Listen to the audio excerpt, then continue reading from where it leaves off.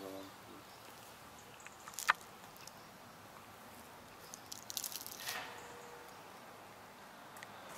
So we're still in Mount Shannon, and we're looking at some more remnant little shreds of this Great Forest of Aughty. This is on the edge of Lough Derg, close to that huge oak tree that we spoke of as the sister tree to the Brian Boru oak tree. This site, prior to the development, had quite a few more very substantial oaks, hundreds of years old. We're looking at one here that's been cut, and they left a couple, you know, they left a handful basically, and it's a shame that the designer or architect could not have had a bit more imagination to incorporate these ancient oaks into and around the development. We'll build the development around the oak trees instead of imposing the development onto the site of the oak trees. But that's again something through education and basically awareness in future, hopefully trees like this will be saved. They'll be looked upon as living monuments, which is what they are. You know, we talk about natural heritage, or we talk about cultural heritage, buildings being preserved. It's about time we started looking at our veteran trees that remind us of the great forests that Ireland was renowned for. And yeah, we see some burrs which are caused by insects, these wonderful burrs caused by an insect planting its eggs under the bark of the tree where all the life of the tree is, and the tree's immune system reacts from the insect infestation and starts to try and grow in every direction. It's a kind of cancer, and it's the growth of the tree going crazy. It gives you these wonderful kind of warts, tree warts, which wood turners go mad for, and they can be cut off, turned, and a new one will form again. And there would be a tradition in England of somebody, a local craftsman, having permission to cut from the village oak tree to take the burrs as they grow, and probably from father to son a continuation of making something beautiful and useful to honour the tree. We've got another veteran that's been cut, possibly maybe it was already dead, hopefully it was.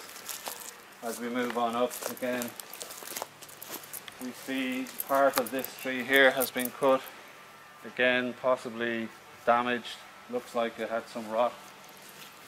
But around the base of where it's been cut, you can see all the new growth. There's a burst of life in this oak tree, as again it's trying to compensate for the loss of a huge limb. And again,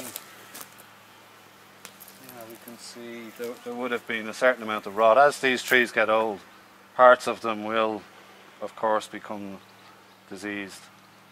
But again, the way this tree is being cut, the limb is being cut at an angle, actually, which wasn't to allow runoff, but for water. But water damage has occurred, and you can see the water has gotten into the tree and has weakened the wood to allow the fungus to do its work. So the fungus is just coming up through the xylem and phloem just inside the bark, and it's starting to decompose this extremely hard wood, and eventually the fungus will weaken it to a point that it becomes soil again, and in the weakening process beetles will come in and start burrowing and also speeding up the process of turning parts of the oak back to rich compost soil again. It's still a massive tree, even with the loss of that limb. It's still a wonderful tree if we look up.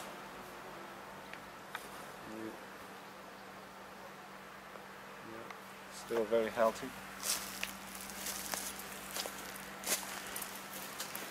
And the biggest of them here we have, again, probably from damage at the bottom.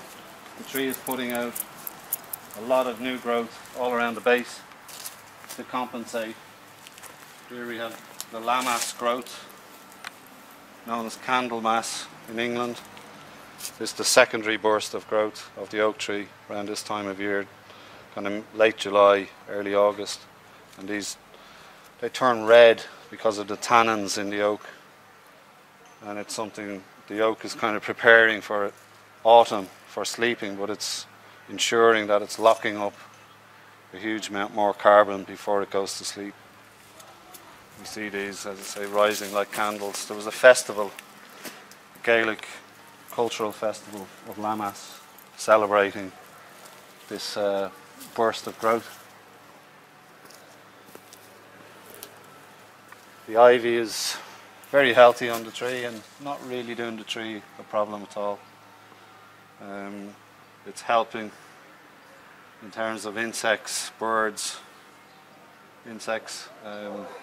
probably shrews, mice are able to use the ivy as a ladder to go up and down the tree to get food.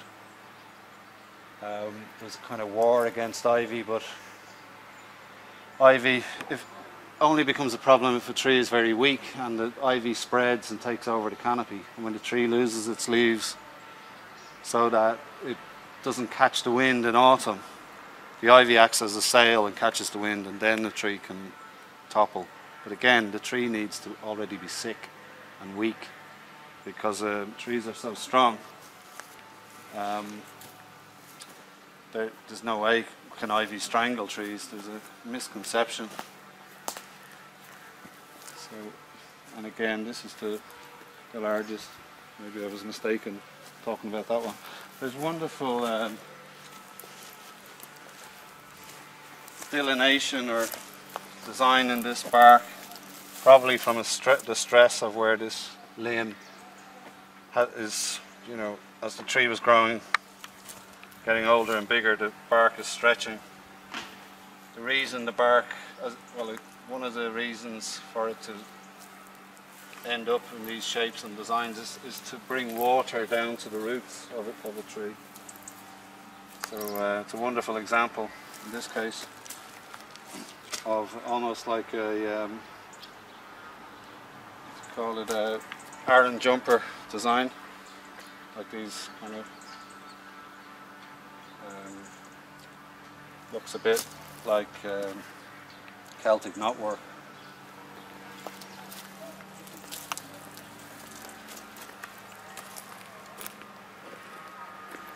Lots of healthy lichen on the bark of the tree. Amazing organism. It's a cross between a fungus and an algae. It's mostly fungus. And the lichen is able to extract its nutrients directly from the air. It also photosynthesizes in the mist, early morning mist. Ancient plant, well, actually not a plant. It doesn't fit into scientific classification. Unusual symbiotic relationship, as I said, between a fungus and an algae.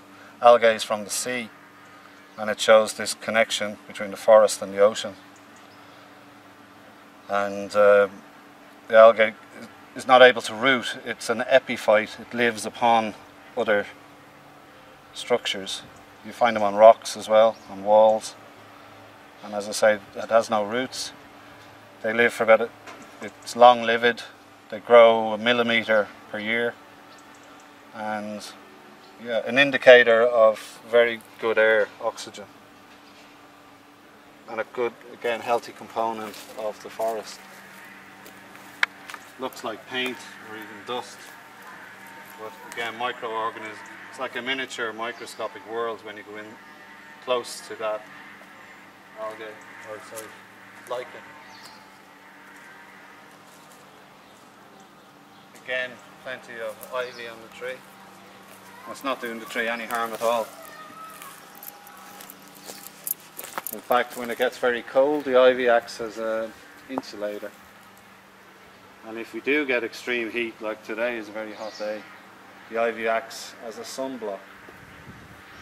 And Diana Beresford-Kruger spoke about this to the amazement of people when she was here doing a woodland walk, about the fact that, again, because of climate change, extreme weather conditions, trees can suffer from extreme heat if they're not adapted or used to those conditions. So our trees are temperate. Our authentic landscape is Western Atlantic temperate rainforest.